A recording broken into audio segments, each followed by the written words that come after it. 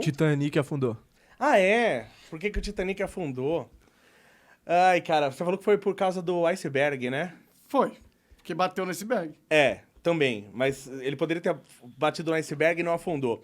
O Titanic, o aço que foi feito o Titanic, que era considerado o melhor aço na época, aço ele sofre de uma coisa chamada, que o pessoal não sabia na época, chama transição frágil-dútil. O que é transição frágil-dútil? O que eu falei?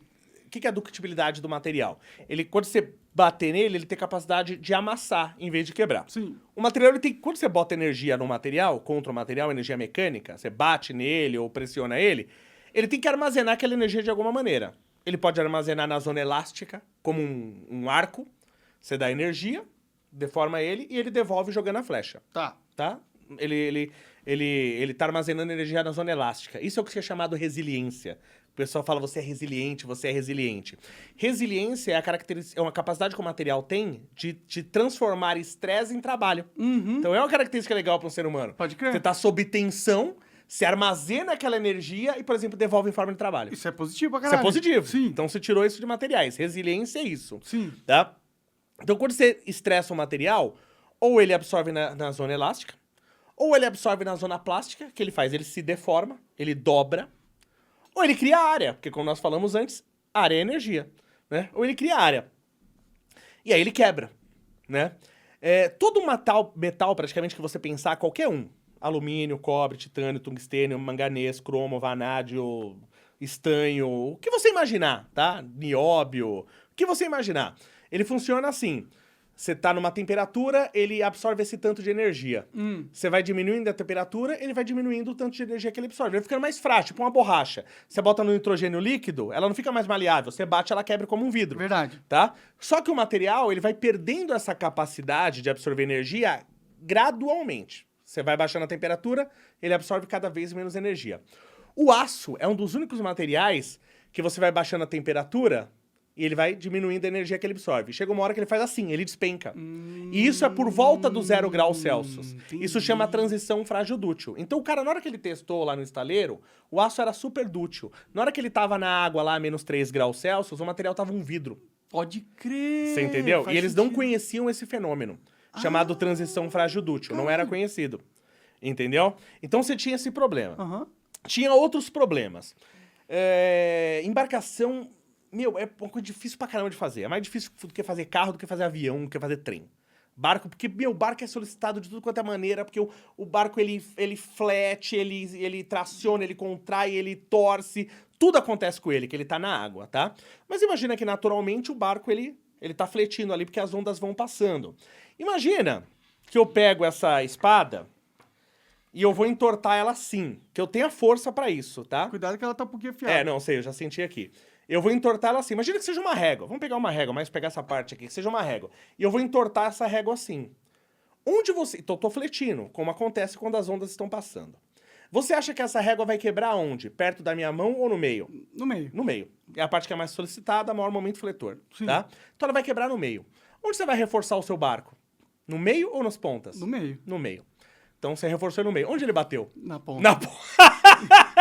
Você entendeu? Entendi. Então é aquele negócio que eu falei pra você lá atrás, que a gente tava falando do avião cometa. Aham. Não é só você fazer análise de falha, quebrou e eu descobri por quê. É você entender o que pode acontecer pra ele não quebrar. Pode crer. Então alguém tinha que ter falado assim, ele realmente solicita mais no meio, é maior momento fletor, eu fiz o diagrama de tensões, só que ele pode bater. Não pensaram nessa hipótese. E ele não vai bater provavelmente dando ré. Ele vai bater na frente. Olha que ridículo de simples isso. Sim. E as pessoas não pensam. Sim. Você entendeu? Que ridículo de Sim, simples. sim. Então foram vários erros, né, que aconteceu. Primeiro, não sabiam dessa transição dútil frágil, que o material estava frágil, estava vítreo, porque a água estava gelada. Sim. Desconheciam esse fenômeno, então não posso julgar eles por isso. Reforçaram o meio, não reforçaram a frente, que foi onde bateu. E aí vem o erro do comandante. O que ele fez quando avisaram pra ele do iceberg? Mandou acelerar. Não, Vamos passar por cima. acho que já tava no máximo até, ele tava em alta velocidade. Você lembra o que foi que ele fez? Não lembro. O que saiu você faz? correndo. Tem um iceberg na frente, o que você vai fazer? Você tá pilotando Eu lá, vou mirar pro outro lado você do vai barco. virar. Então É. aí que você matou todo mundo. Ah, é mesmo? O que ele tinha que ter feito? Ele tinha que ter mirado no iceberg. Era uma chance, tá? Bater de frente. Por que bater de frente, tá? A embarcação, baseado no conceito que os chineses já tinham, por causa do bambu, o bambu ele é feito de seções. Então o cara, ele cortava um bambu no meio e ele tinha um barquinho. E aí ele botava na água. E aí ele, por exemplo, brincando, ele afundava a ponta do barquinho. A água entrava dentro do bambu, só que ele parava na primeira seção, porque o bambu é dividido em seções. Então ele enchia só aquela primeira seção e o bambu não afundava. E aí ele afundava mais o bambu e enchia a segunda seção. E aí o bambu ainda conseguia flutuar. Então o barco ele é feito em seções, porque se furar em algum lugar, eu fecho aquela região e a água não entra para outros lugares. Quando ele virou o barco bateu de lado no iceberg e saiu rasgando a lateral e abriu água em várias seções.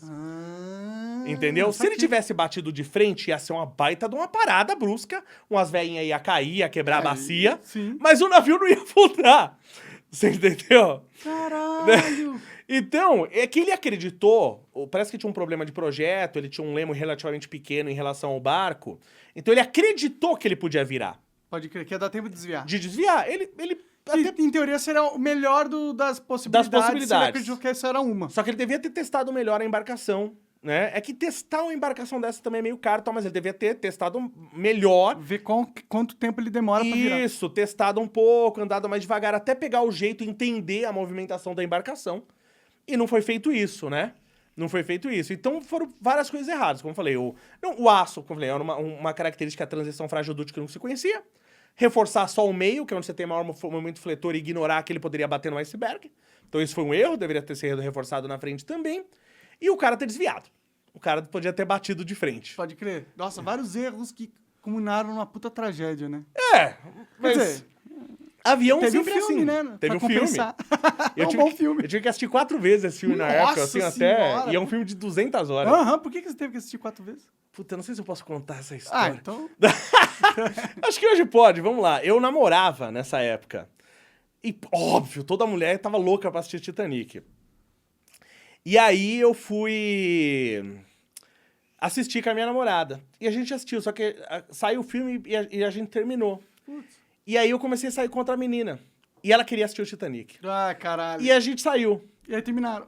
Não, aí a gente só saiu. Aí eu comecei a namorar com outra menina. E ela também queria assistir o Titanic. Aí eu, puta, mano, eu não aguento mais esse filme Titanic, velho. E aí, ele saiu, um tempo depois, ele saiu em VHS. Eram 2 fitas de VHS. E aí saiu em português. E aí a minha namorada, que tinha assistido a terceira vez, queria assistir em português. Eu falei, mano, eu vou afundar, cara. Quando o Leonardo DiCaprio morre, eu tô com inveja dele, mano. Porque eu não aguento... Tá caça tortura. Eu não aguento mais esse filme, cara. Putz, grilo. É foda.